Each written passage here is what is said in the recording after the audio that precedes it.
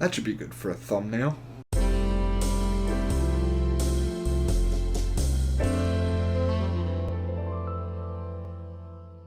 Anyway, guys, how are you doing? We like to rank stuff here, obviously, and I haven't done one of my discography rankings in a while. So, it's time to do one of those, and the band I chose was Paramore. Now, they only have 5 albums, so this is going to be a pretty short and sweet little video, but I recently just finished listening to all of them. You know me, I listen to all of them at least twice before I do these discography rankings, so here we go. Coming in at number 5, my least favorite Paramore album is All We Know Is Falling, their debut album, actually. Now, this album is by no means bad, but before I get into anything about any of these albums, I need to say this. I am pretty much a recent Paramore fan. I didn't get into them until about 2 years ago, and I noticed when I was going through their catalog that a lot of their old fans don't like their newer stuff, and some of the newer fans don't really like the older stuff, so I found that to be pretty interesting. So as I go through these, just keep in mind I'm a newer fan. So I will say that I prefer their less edgy stuff to their more edgy stuff, but that's just me. And that's why I have this All We Know Is Falling album way smack down at the bottom, because I definitely don't love it like I love a couple of the projects on this list. I feel like they're still young at this point, so they're trying a little too hard to be edgy.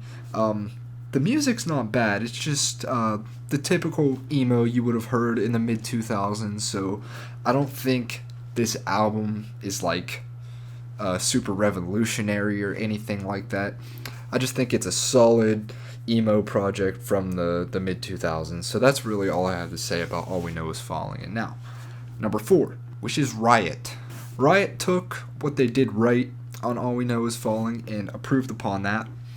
You could see Haley's songwriting really started to improve pretty drastically, and I think the riffs are a lot more creative. I think they took a lot more risks on Riot than they did their debut, and I think for the most part they paid off. I think this is a good project.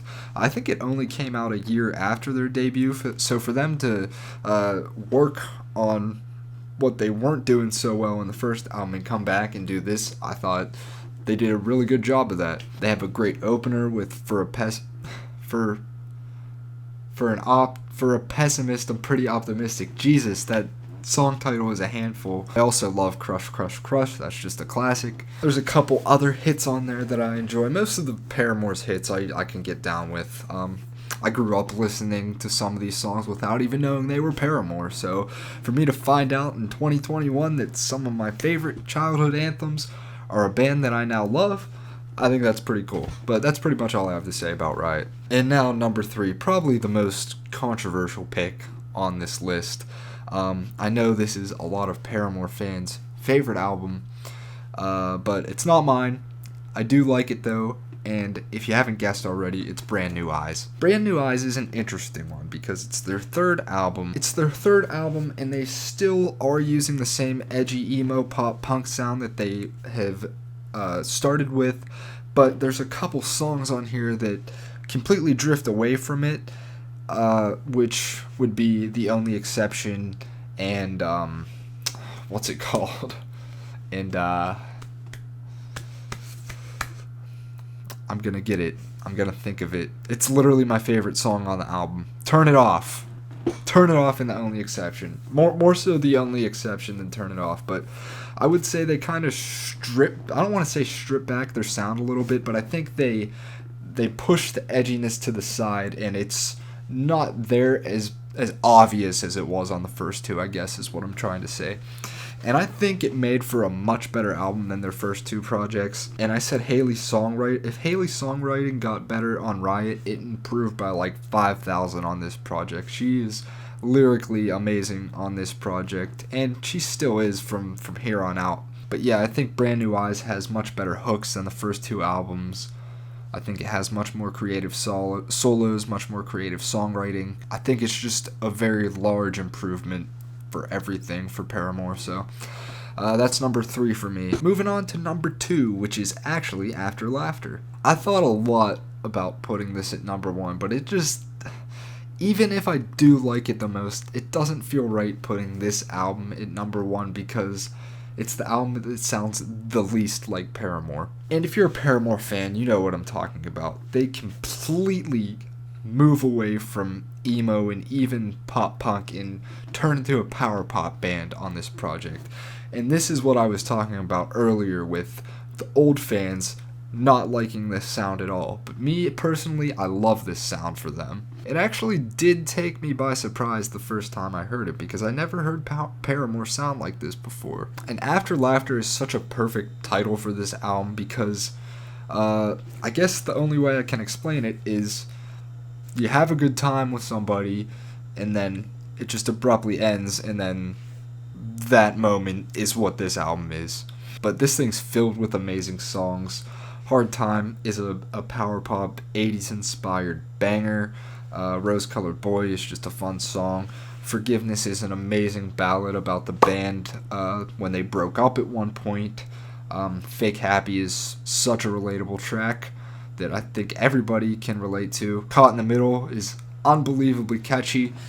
Grudges is fun. Pole is amazing. I can go on and on, man. It's really crazy how they can cross genres like so easily. Like for them to just go from emo, pop punk to power pop. I mean, all those genres are kind of similar, but this is a big change for Paramore. But we're going to talk about that change in number 1 with their self-titled album. Do you like that transition?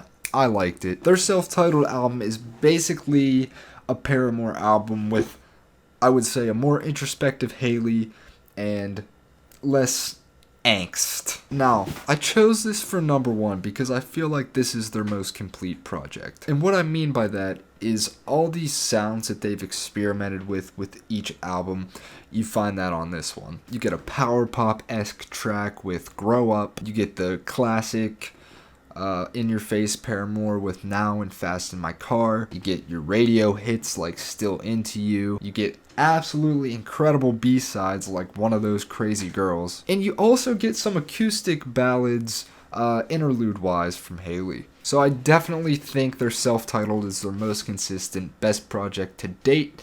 I don't know if they're gonna release any more music now that Hayley's off doing her own thing, but I hope they do.